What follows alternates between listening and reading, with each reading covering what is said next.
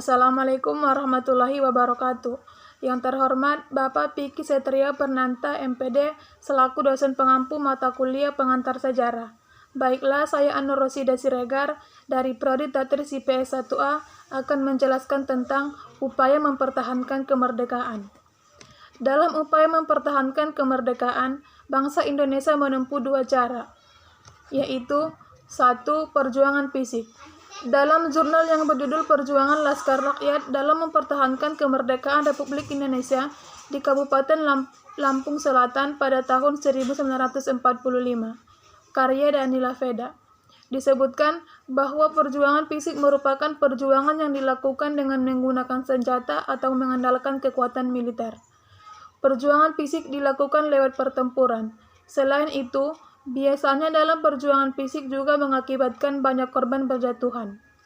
Contoh perjuangan fisik. 1. Pertempuran 5 hari di Semarang.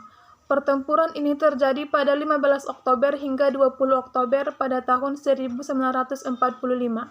Pertempuran ini bermula dari tawanan Jepang yang kabur saat akan pindah dari Cepiring ke Bulu. 2. Pertempuran Margahana di Bali. Pertempuran ini juga dikenal dengan istilah pertempuran puputan, yang berarti pertempuran habis-habisan. Pertempuran Margahana terjadi pada 20 November pada tahun 1946 yang dipimpin oleh I Gusti Nugraha Rai. Sebelum pertempuran ini terjadi, I Gusti Nugraha Rai dan pasukannya menyerang markas Belanda di Tabanan pada 18 Oktober tahun 1946. 3. Pertempuran Medan Area.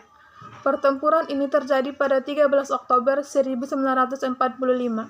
Pertempuran ini bermula dari aksi seorang penghuni hotel di Jalan Bali, Kota Medan yang menginjak lancana merah putih. 2. Perjuangan diplomasi dalam mempertahankan kemerdekaan. Selain perjuangan fisik, para pahlawan negara juga berjuang melalui jalur diplomasi. Perjuangan melalui diplomasi ini berlangsung tujuannya agar Belanda mengakui kedaulatan Indonesia sebagai negara merdeka dan mengambil posisi yang sama dengan negara lain yang sudah merdeka. Berikut adalah beberapa perundingan Indonesia dengan Belanda pada masa revolusi kemerdekaan. 1. Perjanjian Lingkarjati. Perundingan Lingkarjati dilakukan antara Indonesia dan Belanda pada tanggal 10 sampai 15 November 1946 di Lingkarjati, Jawa Barat, dan menghasilkan kesepakatan tentang status kemerdekaan Indonesia. Hasil perundingan tersebut ditandatangani di Istana Negara Jakarta pada tanggal 15 November 1946 dan ditandatangani secara sah oleh kedua negara pada tanggal 25 Maret 1947. Indonesia diwakili oleh Sultan Syahrir, Belanda diwakili oleh tim yang disebut dengan Komisi Umum. 2. Perjanjian Renville. Perjanjian Renville diambil dari nama kapal perang Amerika Serikat yang digunakan sebagai forum perundingan antara pemerintah Indonesia dengan Belanda, dan dari Komisi Trilateral sebagai perantara Amerika Serikat, Belgia, dan Australia. Dalam perundingan tersebut, delegasi Indonesia diketuai oleh Perdana Menteri Amir Syarifdin, dan Belanda menunjuk seorang Indonesia bernama Abdul Qadir sebagai ketua delegasi. Penempatan Abdul Qadir merupakan strategi Belanda yang menyatakan bahwa konflik antara Indonesia dan Belanda adalah masalah dalam negeri Indonesia dan bukan masalah internasional yang membutuhkan campur tangan negara lain. 3. Perundingan Rumrayan.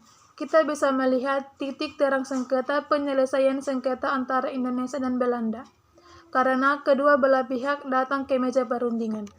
Pencapaian dalam membawa permasalahan Indonesia dan Belanda menuju perundingan tidak lepas dari inisiatif Komisi PBB Indonesia. Perundingan berlangsung di Jakarta pada tanggal 4 April 1949 di bawah bimbingan Merle Korhane, seorang anggota Komisi Amerika Serikat. Delegasi Republik Indonesia dipimpin oleh Bapak Muhammad Rum. Dalam perundingan Rumrayan, pihak Republik Indonesia berpandangan bahwa Pengambilan Republik Indonesia ke Yogyakarta adalah kunci pertama untuk perundingan lebih lanjut. Yang keempat, pertemuan meja bundar. Pertemuan meja bundar yang diadakan di Den Haag dari tanggal 27 Agustus hingga 2 November 1949 berhasil mengakhiri konflik fisik antara Indonesia dan Belanda. Hasil utama dari pertemuan tersebut adalah persetujuan dan pengalihan kedaulatan dari pemerintah Belanda kepada pemerintah Indonesia, dan disepakati untuk ditempatkan dalam struktur administrasi negara dalam bentuk negara federal, yaitu Republik Indonesia Serikat. Cukup sekian yang dapat saya sampaikan, kurang dan lebihnya saya mohon maaf. Wabillahi taufiq wal hidayah. Wassalamualaikum warahmatullahi wabarakatuh.